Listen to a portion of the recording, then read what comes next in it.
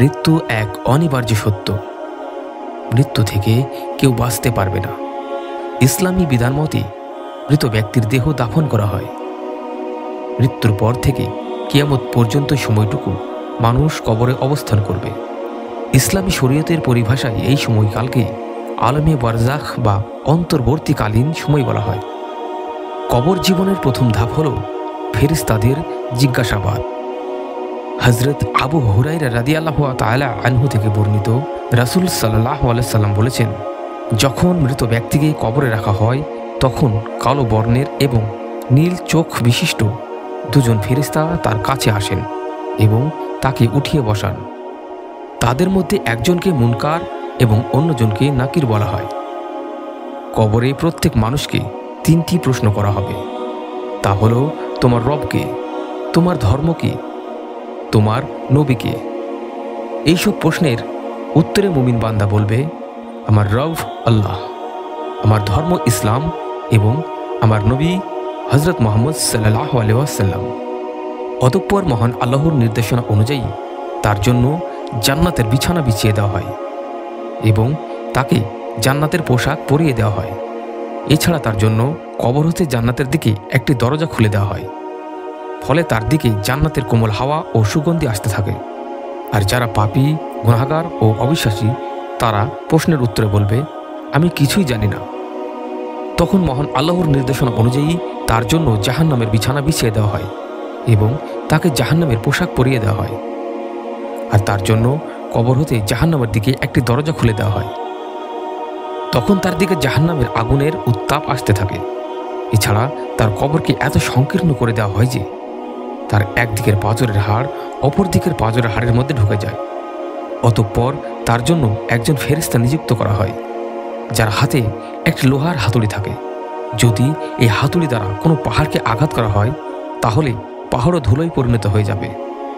আর সেই ফেরেশতা এই হাতুড়ি দিয়ে তাকে প্রচণ্ড আঘাত করতে থাকবে। আর সে আঘাতের চোটে এত বিকট শব্দে চিৎকার করে যা মানুষ ও জিন ব্যতীত পূর্ব থেকে পশ্চিম পর্যন্ত সব সৃষ্টি জীবই শুনতে পায়। আঘাতের ফলে সে মাটির সঙ্গে মিশে যায়। অতঃপর আবার তার দেহে আত্মা ফিরিয়ে দেওয়া হয়। এইভাবে তার শাস্তি চলতে থাকে। মূলত পাপী ব্যক্তি কবরেই জাহান্নামের শাস্তি ভোগ করবে।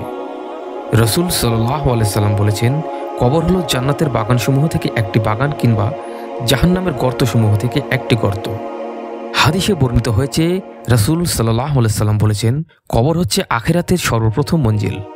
যদি কেউ এই মঞ্জিল থেকে মুক্তি পেয়ে যায় তাহলে তার পরবর্তী মঞ্জিলসমূহ অপেক্ষাকৃত সহজ হয়ে যাবে। আর যদি কবরে মুক্তি লাভ করতে না পারে তাহলে পরবর্তী মঞ্জিলগুলো আরও কঠিন ও জটিল হয়ে যাবে। রাসূল সাল্লাল্লাহু আলাইহি সাল্লাম আরও বলেছেন, আমি এমন কোনো ভয়াবহ স্থান দেখিনি যা কবরের চেয়ে ভয়াবহ হতে পারে। কবরের শাস্তি থেকে রক্ষা পেতে যথাযথভাবে মহান আল্লাহর ইবাদত করা, কবরের ভয়াবহ শাস্তির কথা স্মরণ করে মহান আল্লাহর দরবারে কান্নাকাটি করা এবং কবরের শাস্তি হতে তার কাছে পরিত্রাণ চাওয়া আমাদের জন্য খুবই জরুরি।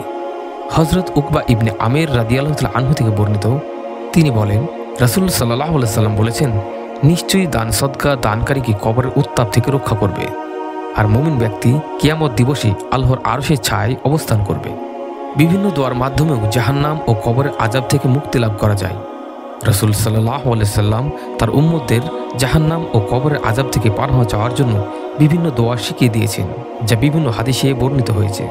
রাসূল সাল্লাল্লাহু আলাইহি সাল্লাম বলেছেন, তোমরা যখন কেউ নামাজে তাশাহুদ পড়ো তখন চারটি জিনিস থেকে রক্ষা পাওয়ার জন্য এই দোয়াটি পাঠ করবে, যার উচ্চারণ আল্লাহুম্মা ইন্নী আউযু বিকা মিন আযাবি জাহান্নাম ওয়া মিন আযাবিল কবরি ওয়া মিন ফিতনাতিল মাহইয়া ওয়াল মামাতি ওয়া মিন শাররি ফিতনাতিল মাসিহিদ দাজ্জাল।